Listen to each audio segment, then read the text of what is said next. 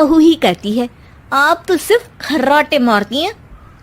अच्छा जी, फिलहाल तो तुम आराम फरमा रही हो, चलो जाओ, ये मेरे टीवी देखने का समय है। आहा, इसीलिए मुझे भगाया जा रहा है। सॉरी, अब तो बिल्कुल नहीं जाऊंगी। प्राची की इस बात पर दोनों सास बहू के बीच टीवी रिमोट के पीछे बच्चों जैसे छीना झपटी शुरू हो जाती है, जिसके बीच श्लोक भी काम से घर वापस आ जाता है। आज मेरी चूहे बिल्ली की जोड़ी किस बात पर झगड़ रही है? अरे तेरे बीवी मुझे टीवी नहीं देखने दे रही। अरे तुम्हारी मम्मी मुझे खाना बनाने के लिए फोर्स कर रही है। अरे वाह, ऐसे बेतुके रीजन पर तो बच्चे भी झगड़ा नहीं करते। अरे मुझे कुछ मत बोल, सब इसने ही शुरू किया है। हाँ हाँ, जैसे आप तो बहुत दूध की धूली है ना। अरे बस, दोनों चुप। प्राची जाओ, खाने की तैयारी करो। और माँ तुम छोड़ो, तुम्हें क्या बोलूं, शांति से अपना सीरियल देखो, मुझे दोबारा लड़ने की आवाज सुनाई नहीं देनी चाहिए। ऐसा बोलकर श्लोक वहां से चला जाता है, जिसके पीछे पीछे प्राची भी कुछ न कुछ बड़बड़ाते हुए रसोई में चली जाती है। हाँ हाँ, सासू जी को तो कुछ बोलेंगे ही नहीं, बस मुझ पर ही हुक्म चलता है, खाना बनाओ, जैसे मैं इनके घर में खाना बनाने के लिए आई हूँ। इसी तरह शाम बीतती है और रात को श्लोक और प्राची की सास खाना खाकर सोने चले जाते हैं, लेकिन प्राची गुस्से में कुछ खाए बिना काम में ही लगी रहती है। इस घर में किसी को घंटा फिक्र नहीं पड़ता, मैं खाऊं या भूखी रहूं। प्राची कुछ देर के लिए रसोई से बाहर जाती है और जैसे ही वापस आती है तो वहां दूध का भरा ग्लास देखकर हैरान रह जाती है।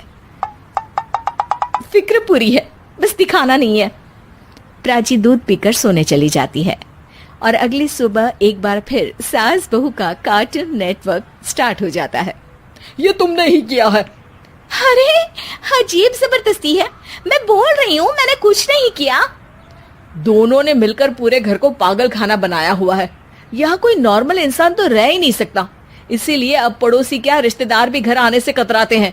और सुन बेटे, तू भी चंगा, तेरी माँ भी चंगी, तेरी बीवी भी चंगी, रिश्तेदार। हाँ जी, आपको नहीं पता क्या, गंगाधर ही शक्तिमान है, रिश्तेदार ही। हाँ हाँ, बस समझ गया। कभी जानवरों जैसे लड़ेंगी तो कभी जुगलबंदी करेंगी। भाई मैं आप दोनों के बीच में नहीं फंसना चाहता। सास बहू की इस मनमौजी जोड़ी से परेशान होकर श्लोक अपना सिर खुजलाता वहां से चला जाता है। चलो अब मैं भी कीर्तन में जा रही हूँ। इस पर जैसे ही सास कमरे में अपना पर्स लेने जाती है तो वहां नाश्ते की प्लेट रखी देख मुस्कुराने लगती है और नाश्ता करके घर से बाहर निकलते हुए कुछ पैसे टेबल पर रख जाती है, जिसके कुछ देर बाद सिलेंडर वाला घर आता है। ओ मुरी मैया, मैं सिलेंडर के बारे में तो बिल्कुल भूल ही गई थी। घर खर्च के सारे पैसे भी मम्मी के पास है और श्लोक से बोला तो उल्टा 4 बात सुनाएंगे। प्राची ये सोच ही रही होती है कि अचानक उसका चेहरा चमक उठता है और वो घर में आकर इधर उधर देखने लगती है। तभी उसकी नजर टेबल पर रखे पैसों पर पड़ती है, जिन्हें वो सिलेंडर वाले को दे देती है। ये सब श्लोक देख लेता है। अच्छा बेटे, इतना बड़ा घोटाला, सबके सामने मैं तेरी दुश्मन और पीठ पीछे तेरी मेरी यारी। इस पर श्लोक एक प्लान बनाता है और शाम को सब एक साथ बैठे होने पर बोलने लगता है। माँ, तुम दोनों की बहुत लड़ाई होती है, इसलिए मैं सोच रहा हूँ कि प्राची को उसके घर छोड़ाऊं, इससे वो भी खुश रहेगी और तुम भी। अचानक श्लोक की ये बात सुनकर सास बहू शौक से उसकी तरफ देखती हैं। अरे ऐसे कैसे घर छोड़ाओगे, मुझे कहीं नहीं जाना।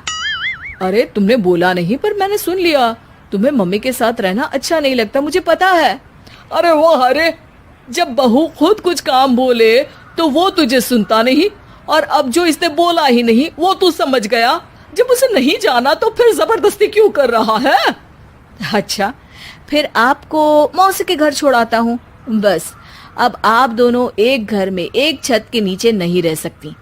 मैं इस टॉम एंड जेरी की जोड़ी को और नहीं झेल सकता। है?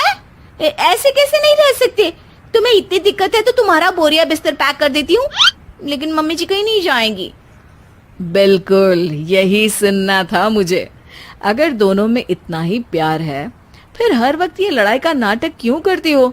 देखा मैंने, कैसे माँ किचन में दूध रखती है और तुम उनके लिए कमरे में नाश्ता रखती हो, और कैसे वो पहले ही तुम्हारी दिक्कत समझकर घर में पैसे रखकर बाहर जाती है। अरे भाई, इतना ड्रामा तो डेली सोप में भी नहीं होता जितना तुम दोनों